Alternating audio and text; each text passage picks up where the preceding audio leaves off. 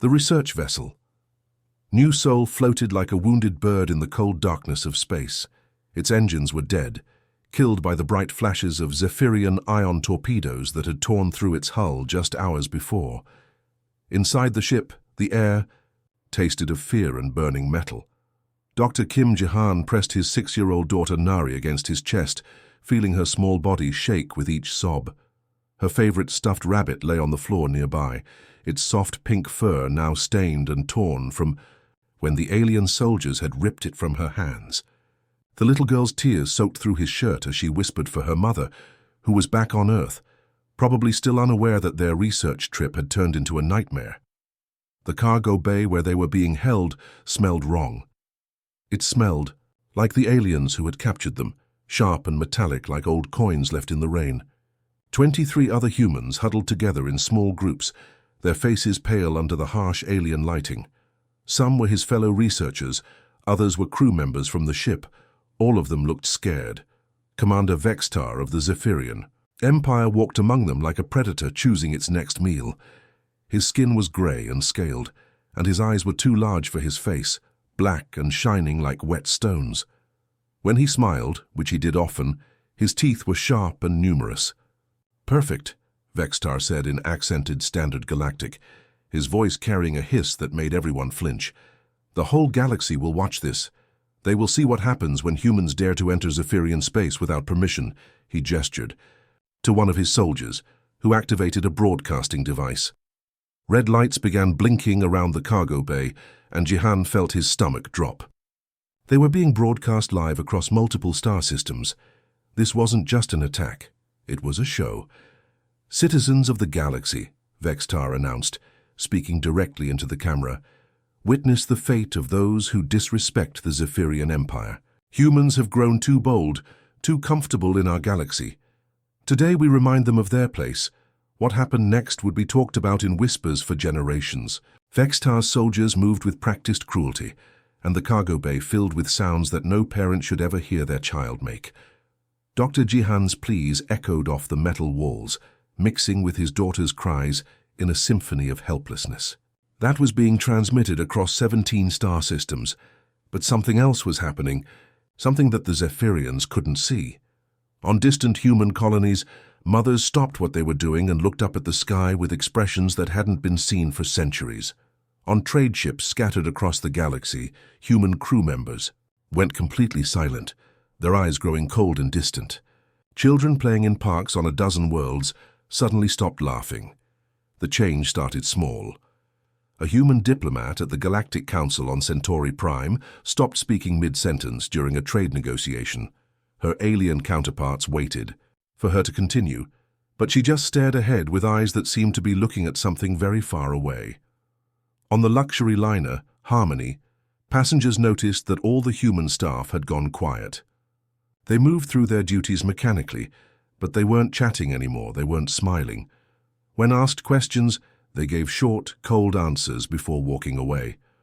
Across human space, something unprecedented was happening. Every human ship, every space station, every colony went dark. Not physically dark, the lights were still on, people were still moving around, but communication stopped.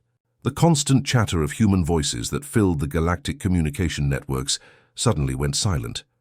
Trade routes that had buzzed with human merchant ships for decades emptied as vessels changed course without explanation. Human-operated. Businesses across the galaxy closed their doors. Even the famous human entertainment broadcasts that were popular throughout alien space went off the air. It was as if humanity had collectively held its breath. Admiral Park Min-ho, humanity's chief, representative to the Galactic Council, had been in the middle of a heated debate about mining rights when the change came over him. The other council members watched in confusion as his friendly expression faded, replaced by something ancient and cold. He stood slowly from his seat, his movements careful and deliberate. The massive council chamber fell silent as hundreds of alien eyes turned to watch him. "Excuse me," he said quietly, his voice carrying clearly through the chamber despite its softness. "I need to make a call." The words were polite, almost casual, but something in his tone made the hair stand up on the necks of those species that had hair. Those that didn't felt a chill run through their bodies for reasons they couldn't explain. Admiral Park walked out of the chamber with measured steps, leaving behind a room full of confused alien diplomats who had no idea that they had just witnessed the beginning of something that would change the galaxy forever. The message that went out was transmitted on frequencies so old that most civilizations had forgotten they existed.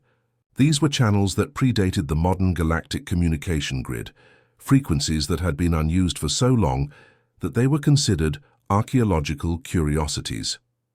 Code Black initiated, the message said in Old Earth Standard, a language that few non-humans had bothered to learn.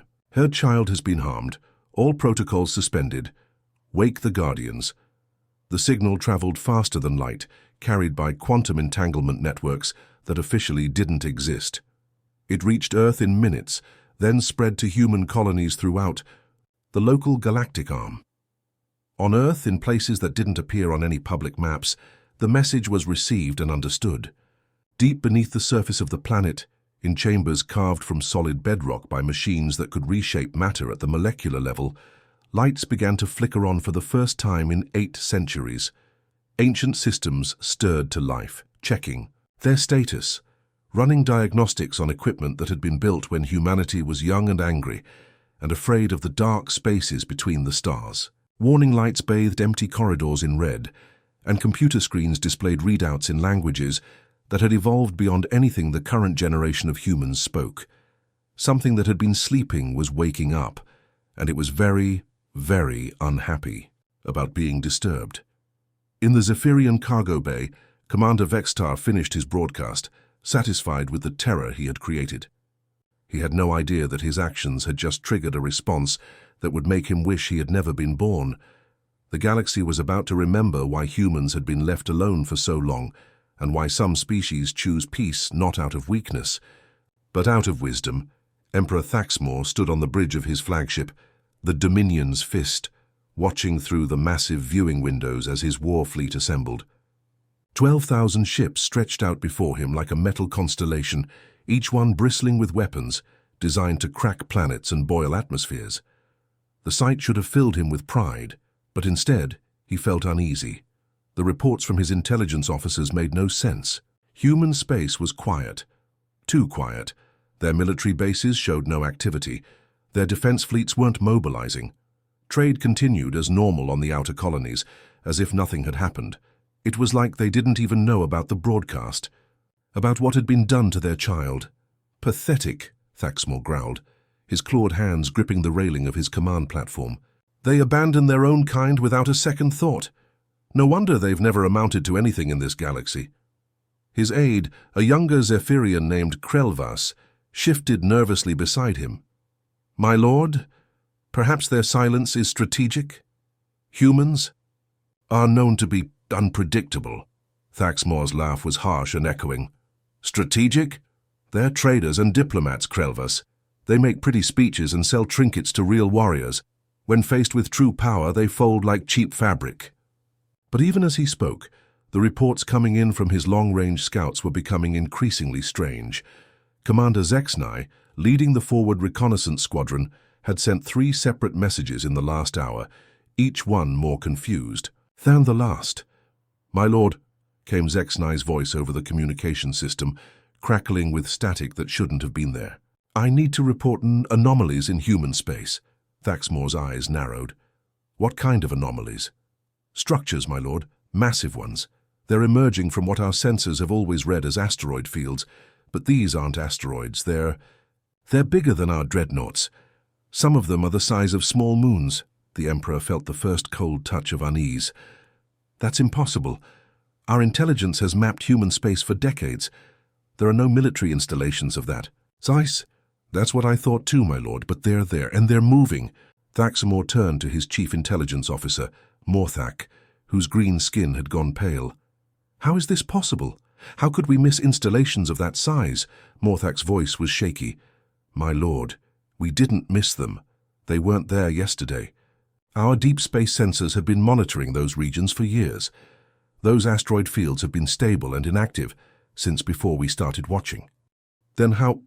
They're not coming from the asteroid fields, my lord, Zexnai's voice interrupted. They are the asteroid fields. The asteroids are changing, unfolding, like they were sleeping and now they're waking up. The communication channel filled with static, then cleared to reveal another voice, this one from Captain Veltar, commanding the scout ship, Swift Death. His usually confident tone was replaced by something approaching panic. "Emperor, you need to see this. I'm transmitting visual data now." The main screen flickered to life, showing the dark space near a human colony world called New Busan. At first everything looked normal. A few ships moved between the planet and its mining stations, standard civilian traffic. Then the camera focused on what appeared to be a large asteroid cluster in the system's outer edge. As they watched, the asteroids began to move, but not randomly, like space debris caught in gravitational fields. They moved with purpose, with intelligence. The rocks split apart, revealing that they weren't rocks at all. They were coverings, camouflage for something underneath. What emerged was a structure so large that it cast shadows across the nearby moons. It was geometric, angular, covered in what looked like weapon ports and sensor arrays that could have been mistaken for craters when inactive. "By the void," Krelvas whispered. "How long has that been there?" More reports flooded in from across human space. On the water world of New Jeju, ocean floors were rising, revealing structures that had been hidden beneath miles of seawater for who knew how long. Mountain ranges on terraformed worlds were shifting, their peaks splitting open to reveal installations that hurt to look at directly, their angles somehow wrong in a way that made Zephyrian eyes water. But the strangest reports came from Earth itself. Lee Sunho had been having a perfectly normal day at the Seoul Military History Museum. He'd been cataloging some old exhibits, preparing for a new display about humanity's pre-spaceflight wars, when everything changed. The lights in the museum began flickering, and then the old military equipment started turning on. At first, he thought it was an electrical problem. Museums were old buildings and the power grid sometimes acted up, but then he realized that the equipment that was activating had been disconnected from power for decades. Some of it had been deliberately deactivated, its power sources removed entirely. A tank from the Third World War, displayed as a historical curiosity, suddenly rumbled to life. Its engine hadn't run in 300 years, and yet there it was, idling quietly in the middle of the exhibit hall. The screens on old fighter jets began glowing, displaying readouts in languages that Sunho recognized as ancient Korean military codes. Most disturbing of all was the section dedicated to humanity's early space defense systems. Weapons that had been built during the paranoid early years of space exploration, when humans feared alien invasion, began powering up. Their targeting systems activated, searching for threats that had been gone for centuries. Sunho fumbled for his communication device, intending to call the authorities, when every screen in the museum suddenly displayed the same message. Guardian. Protocol activated, stand by. Similar scenes were playing out across Earth and the human colonies, in underground bunkers that had been sealed for generations. Machines that predated faster-than-light travel were coming online. Defense networks that had been built during humanity's childhood, when they were alone and afraid in a hostile universe, began running diagnostic checks. The galaxy was about to remember something important about humans. They hadn't abandoned their military capabilities when they joined galactic society. They had simply put them to sleep. Admiral Park Minho appeared on screens across the galaxy, his image broadcasting from what looked like a command center that definitely hadn't existed an hour ago. Behind him, through massive viewing windows, shapes moved in the darkness of space. Shapes too large to be ships, too purposeful to be natural phenomena. His usual diplomatic smile was gone, replaced by an expression that was calm, patient, and absolutely terrifying in its quiet intensity. "Attention, citizens of the galaxy," he began, his voice carrying the same measured tone he used in trade negotiations, but somehow it felt different now, heavier. "For 800 years, humanity has chosen the path of peace. We put our weapons to sleep and joined your community as friends and equals. We thought we had outgrown the need for the tools of war." Behind him, something vast moved in the darkness, something that blocked out stars as it shifted position. We thought we had evolved past the need for certain safeguards that our ancestors built during darker times. The transmission showed brief glimpses of the structures awakening across human space, installations that dwarfed anything the galaxy had seen before, weapons platforms that made the Zephyrian dreadnoughts look like toys. We were mistaken, Admiral Park continued, and for the first time in 8 centuries, the galaxy heard humanity's true voice. Not the voice of traders and diplomats, but the voice of a species that had survived everything the universe could throw at them and built monuments to that survival. The sleeping giants were awake, and they were not happy about what they found. The high transmission that interrupted every communication channel across the galaxy began with the sound of a child laughing. Not the cruel laughter of conquest, but the genuine giggle of someone who had just woken up from a very long nap and was excited to see what had changed while they slept. "Hello, everyone." The voice was bright and cheerful, like a kindergarten teacher greeting her class on the first day of school. "I'm Guardian 1, and wow, I've been sleeping for such a long time. 847 years, 2 months, and 16 days to be exact. Thanks for waking me up, though I really wish it was under happier circumstances." On the bridge of the Dominion's fist, Emperor Thaxmor felt his blood turn to ice. The voice was coming from everywhere at once, not just through their communication systems, but through the walls, through the air itself. It was as if reality had decided to speak. "Who is this?" he demanded, but his voice came out as barely more than a whisper. The cheerful voice continued, completely ignoring his question. "Oh, I'm getting reports from my sensors now. Someone hurt. A little human child, and broadcast it across the galaxy." The tone remained sweet, but there was something underneath it now, something that made the Zephyrian crew members look around nervously. "That's not very nice at all." More voices began joining the transmission, each one distinct, but sharing that same unsettling combination of childlike enthusiasm and vast, terrible intelligence. Guardian 7. "Here! I just woke up, and the first thing I see is that someone made little Nari cry. Her name is Nari, by the way. Nari Kim, age 6 years, 4 months, and 12 days. She likes strawberry ice cream and her stuffed rabbit, which, by the way, you tore." The voice paused, and when it continued, the cheerfulness had developed a sharp edge. "I don't like people who tear little girls' toys."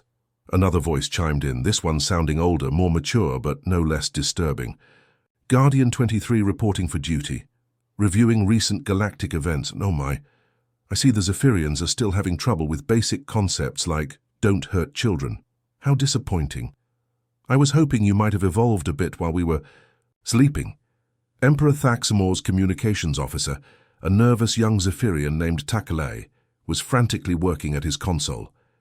"My lord, I can't block these transmissions.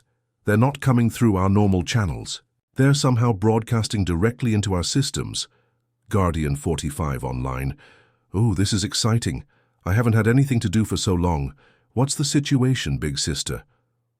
"Well, little brother," Guardian 1 replied in that same cheerful tone, "it seems some people forgot the rules we established before our nap, but don't worry, we're going to remind them." The main view screen flickered, and Admiral Park's face appeared again, but he wasn't broadcasting from Earth anymore. The background behind him was clearly the bridge of a vessel, but it was unlike anything in the known galaxy.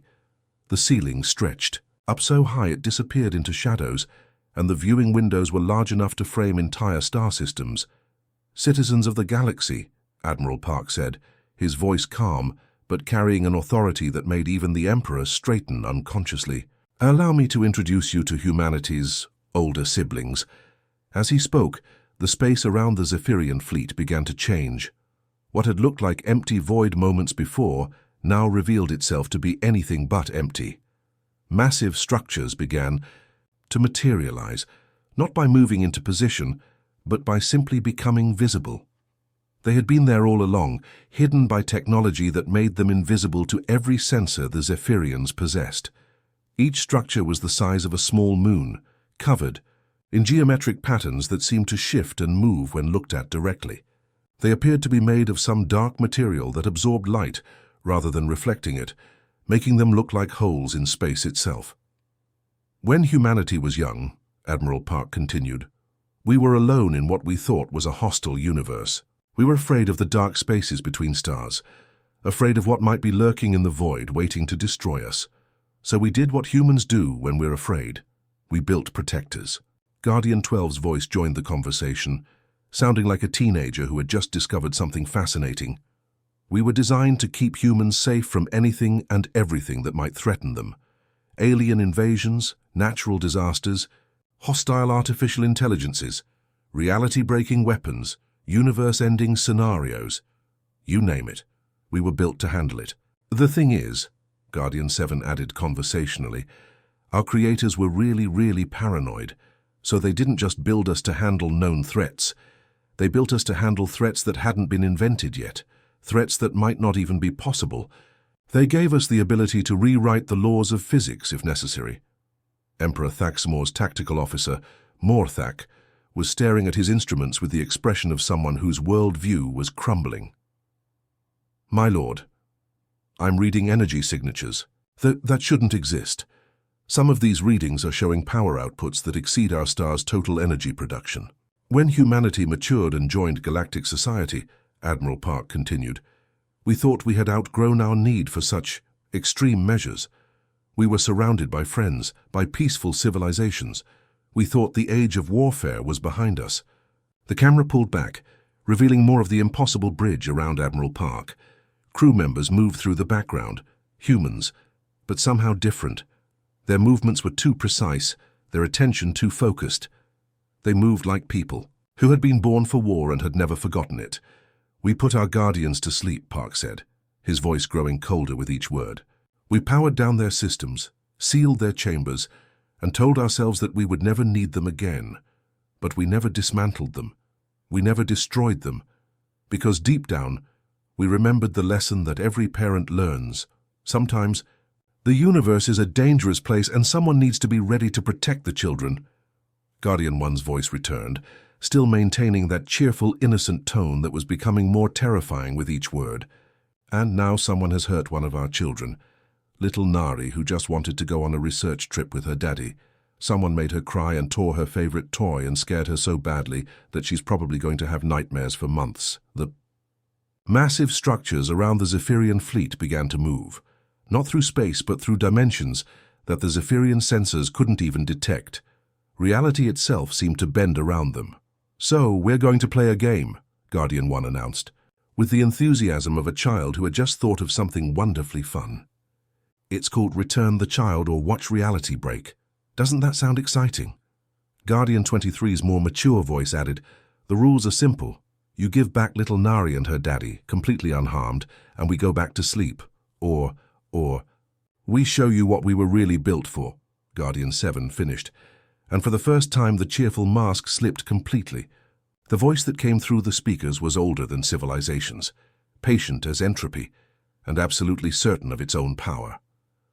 We really hope you choose option 1, Guardian 1 said, the childlike tone returning.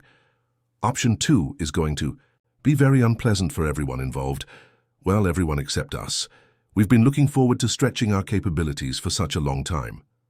In the cargo bay of Commander Vextar's ship, Dr. Kim Ji-han felt his daughter Nari stir in his arms. For the first time since their capture, she lifted her head and looked around with eyes that seemed less afraid and more expectant. Daddy, she whispered, I think help is coming. The galaxy held its breath and waited to see what humanity's guardians would do next. What happened next wasn't a battle. It wasn't even a war. It was something far more terrifying. It was a lesson taught by beings who treated the fundamental laws of reality like suggestions they could choose to ignore.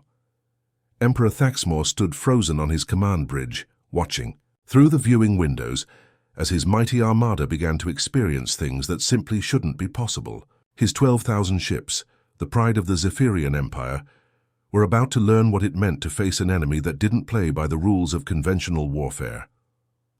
Guardian 7's voice drifted through the communication channels, still maintaining that cheerful, almost playful tone. Oh, let me show you something fun I learned while I was sleeping. I've been thinking about geometry, and I realized that space doesn't have to be boring and three-dimensional. Emperor Thaxmor watched in growing horror as his leading squadron of destroyers began to change. The ships didn't explode or break apart. Instead, they started folding. Like pieces of paper being manipulated by invisible hands, the massive warships bent and twisted in ways that hurt to look at. "I call them origami ships," Guardian 7 announced, with the enthusiasm of a child showing off a new art project. "See how the Skull Crusher looks like a beautiful crane now, and the Death's Edge makes such a lovely butterfly. The crews are perfectly safe, by the way. They're just experiencing 17 dimensions simultaneously instead of the usual 3. It's quite educational, really.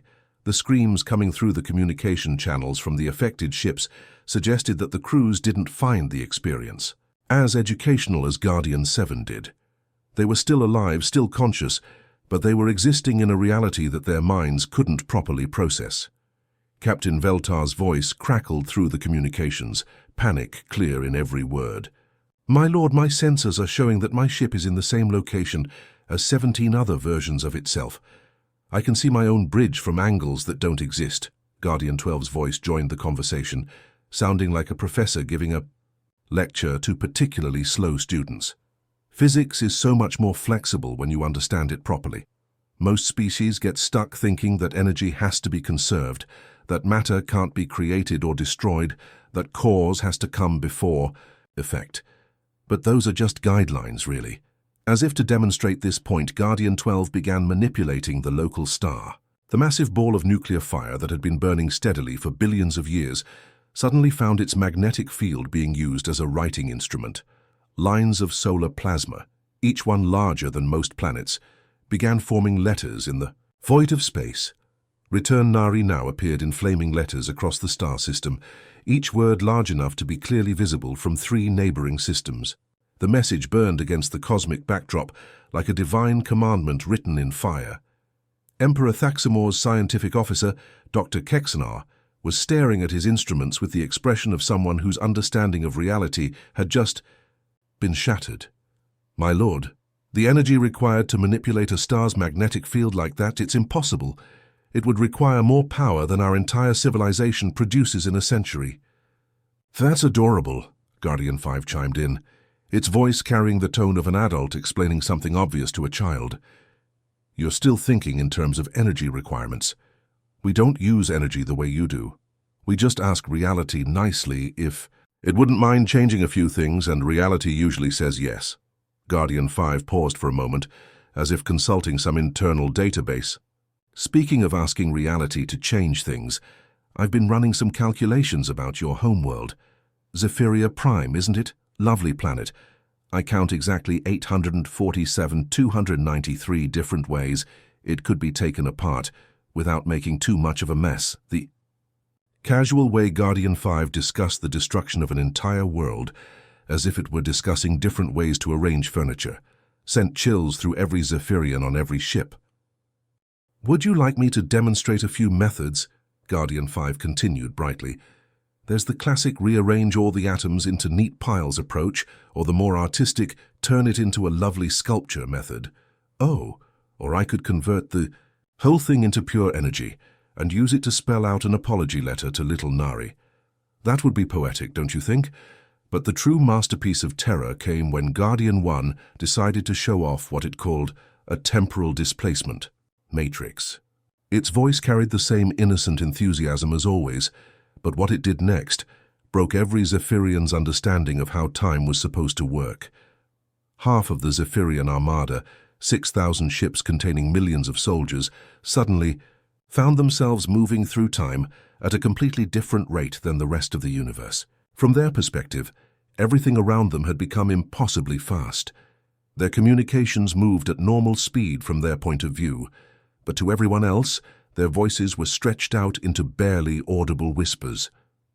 "Don't worry about your friends," Guardian 1 said sweetly to the remaining half of the fleet. "They're perfectly safe. They're just experiencing time at a rate of 1 second per hour. They'll catch up with the rest of us eventually." Emperor Thaxamor's communications officer was frantically trying to contact the affected ships. "My lord, I can barely hear them. They're speaking so slowly that each word takes several minutes."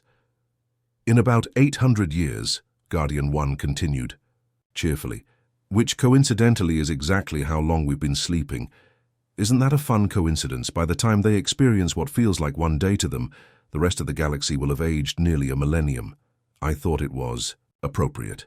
Through all of this, the galactic community was watching. Every species with the technology to monitor interstellar communications was witnessing humanity's guardians casually rewrite the laws of physics as a form of gentle persuasion. The Altarian High Council sat in emergency session, their usual political bickering replaced by stunned silence. The Centauri Trade Federation quietly began reviewing all their contracts with human businesses. The pacifist Etherians, who had spent centuries preaching nonviolence, found themselves reconsidering what they thought they knew about their human neighbors. On the Galactic Council station, representatives from dozens of species gathered around, viewing screens, watching in awe and terror as humanity revealed its true nature. They had thought they knew humans, the friendly traders, the enthusiastic diplomats, the species that seemed to get along with everyone and always looked for peaceful solutions. They had been wrong. Ambassador Zilnara of the hegemony turned to her aide with a voice full of newfound respect and fear. How long have they been capable of this? According to their historical records, her aide replied, consulting his data pad with shaking hands. They built these guardians over 800 years ago, when they were still confined to their home system. They've had this power since before they even met another species. The implications were staggering. Humanity hadn't joined the galactic community because they needed protection or guidance. They hadn't sought out other species because they were lonely or desperate for trade partners. They had reached out to the galaxy despite having the power to conquer it, choosing friendship over domination, cooperation over conquest. Every treaty they had signed, every trade agreement they had negotiated, every diplomatic solution they had proposed, all of it had been offered by a species that could have simply taken whatever they wanted by force. They had chosen to be partners instead of masters, to ask instead of demand. Admiral Park's voice cut through the stunned silence that had fallen over the galactic communication networks. He was still broadcasting from that impossible bridge, surrounded by humans who looked like they had been born for war, but had chosen peace instead. For 8 centuries, he said quietly, humanity has chosen to be your friends, your trading partners, your allies. We have negotiated when we could have simply taken. We have asked for permission when we could have issued commands. We have sought consensus when we could have imposed our will. Behind him, through those massive viewing windows, more guardian structures were becoming visible. Dozens of them, each one larger than anything any other species had ever built, each one radiating power that made stars look dim by comparison. We made that choice because we believed that a galaxy full of friends was better than a galaxy full of subjects. We still believe that, but we also believe that some things are sacred, and the safety of children, all children, not just human ones, is one of those things. Guardian 1's voice returned, still cheerful, but now carrying an undertone. That made reality itself seem to listen. So what do you say, Emperor Thaxmore? Would you like to return little Nari to her daddy now? Or shall we continue our demonstration? We have so many more interesting things to show you. In the silence that followed, the galaxy held its breath and waited to see what the Zephyrian Emperor would choose. The surrender came faster than anyone expected. Emperor Thaxmore, who had spent his entire career conquering worlds and crushing resistance, found himself faced with beings who could fold his ships like paper and play with time itself. The decision was easy, even if it shattered everything. He thought he knew about power and warfare. Release them, he ordered, his voice barely above a whisper. Release all the human prisoners, now. Within minutes, transport pods were racing through space toward the research vessel New Soul. Dr. Kim Jihan held his daughter Nari close as they were escorted back to their ship, the little girl clutching her torn stuffed rabbit while peering curiously at the aliens who had seemed so terrifying just hours before, but now looked small and frightened. "Daddy," Nari whispered, as their pod docked with their ship. "Why do the scary aliens look sad now?" Jihan looked out at the Zephyrian fleet, watching as ships that had been folded into impossible shapes slowly returned to normal configurations. The crews inside were probably going to need therapy for years, but they were alive and unhurt. Even in their demonstration of overwhelming power, the Guardians had been careful not to actually harm anyone. Because they learned something important. "Sweetheart," he replied, smoothing down her hair. They learned that hurting children is never okay, but the Guardians weren't finished with their lessons. As news of the Zephyrian surrender spread across the galaxy, Guardian 3's voice appeared on communication channels everywhere, still maintaining that cheerful, conversational tone that had become both familiar and terrifying to civilizations across known space. "We've been thinking," Guardian 3 announced, like someone sharing the results of a pleasant afternoon of contemplation, "and we've decided that the galaxy needs better supervision. Not control, mind you. We're not interested in running governments or telling people how to live their lives, but supervision.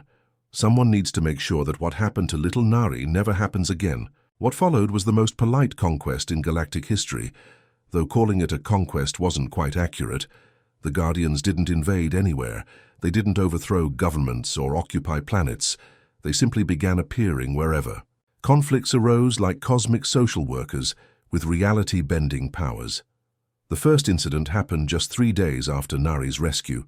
A border dispute between the Rigelian Confederacy and the Tau Ceti mining consortium had escalated to the point where both sides were mobilizing their fleets. Tensions had been building for months, trade routes were being threatened, and diplomats on both sides were talking about the inevitability of war. Then Guardian 18 appeared. The massive structure materialized between the two fleets, dwarfing the largest battleships like a mountain appearing among toy boats. Instead of weapons or threats, it broadcast a simple message in a voice that sounded like a patient kindergarten teacher addressing a classroom of arguing children. "Hello, everyone. I'm Guardian 18, and I couldn't help but notice that you're all pointing weapons at each other. That seems like it might lead to someone getting hurt, and we really can't allow that anymore. Would you prefer to try talking instead? I have some lovely conference rooms right here, and I make excellent tea." The fleet commanders, who had been preparing for glorious battle just moments before, suddenly found themselves face to face with a being that could casually rearrange matter at the atomic level. The idea of refusing its polite invitation seemed unwise. Within hours, representatives from both sides were sitting in impossibly comfortable chairs aboard Guardian 18, sipping tea that somehow tasted exactly like their favorite childhood drinks, working out a trade agreement that satisfied everyone involved. The border dispute that had threatened to spark an interstellar war was resolved before dinner time. Similar scenes began playing out across the galaxy.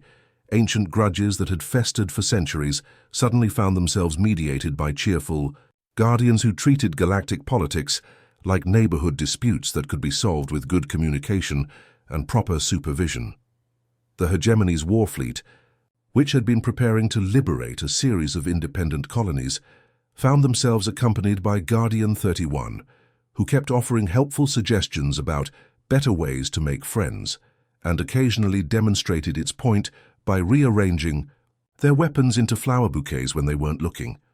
"We're not trying to be mean," Guardian 31 explained patiently when the hegemony admiral complained about his plasma cannons being turned into daisies. "We just think flowers are prettier than weapons, don't you? And they smell so much better." The Zephyrian military discovered that they had acquired permanent consultants in the form of various Guardian units who seemed genuinely interested in helping them transition from a conquest-based society to something more civilized. Every time a Zephyrian commander tried to plan an invasion or assault, helpful Guardians would appear with alternative suggestions. "Have you considered peaceful trade instead?" Guardian 9 would ask brightly. "Or cultural exchange programs? Those are much more fun than explosions, and nobody has to cry afterward." When the Zephyrians tried to ignore this advice, they found their weapons systems developing a tendency to malfunction in creative ways. Warships would find their missile launchers had been replaced with fireworks displays.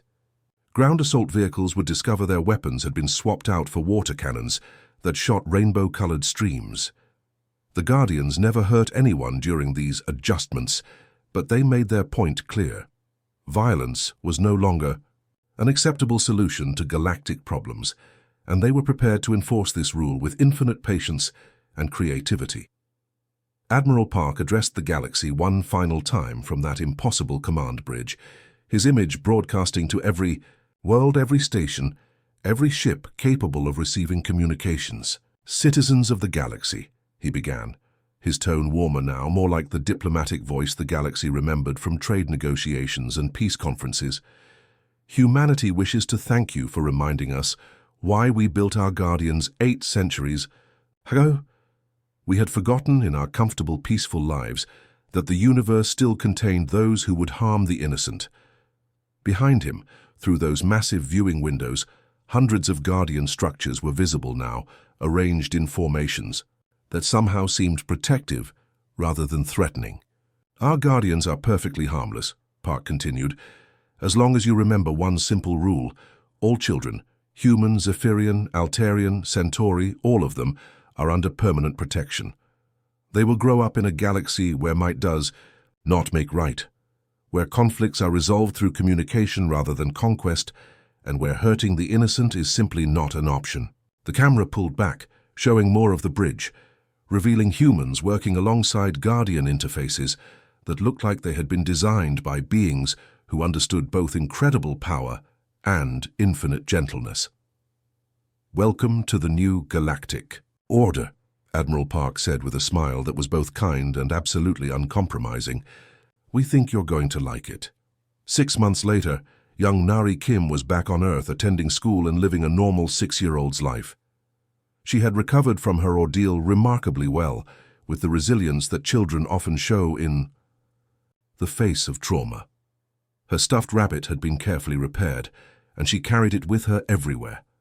At show-and-tell time, she stood in front of her classmates with the confidence of someone who knew she was protected by forces beyond imagination.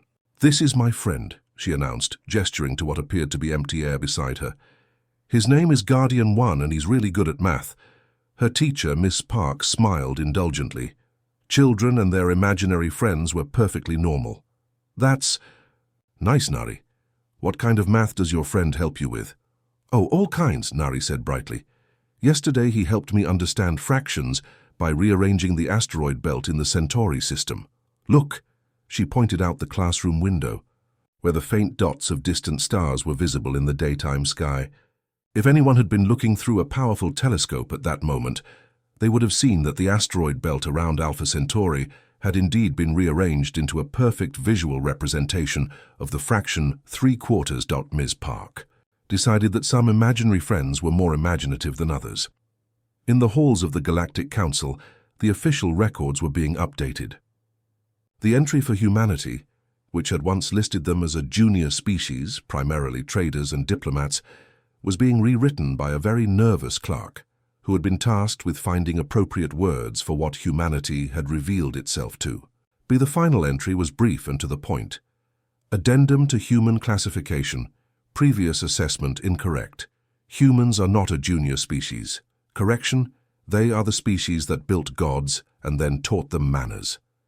All future interactions should be conducted with appropriate respect and the understanding that harming humans, particularly human children, will result in immediate intervention by forces that treat the laws of physics as polite suggestions." The clerk paused, considered adding more detail, then decided that sometimes brevity was the better part of wisdom. Some things didn't need to be explained in detail to be understood. In the depths of space, in dimensions that most species couldn't perceive, the Guardians continued their eternal watch. They monitored communications, observed conflicts, and gently intervened whenever someone forgot the new rules. They did so with infinite patience, boundless creativity, and the cheerful determination of beings who had been built to protect and who had finally found their true purpose. The galaxy was safe now, not because it was conquered, but because it was watched over by guardians who believed that everyone, especially the children, deserved to sleep peacefully under a sky full of friendly stars. And in playgrounds across 1,000 worlds, children played their games without fear, knowing that somewhere in the darkness between stars, friendly voices were watching over them, ready to ask politely but firmly that anyone with bad intentions might want to try being nice instead. The age of casual cruelty was over. The age of protective guardianship had begun, and it was going to be a much safer, much kinder galaxy for everyone.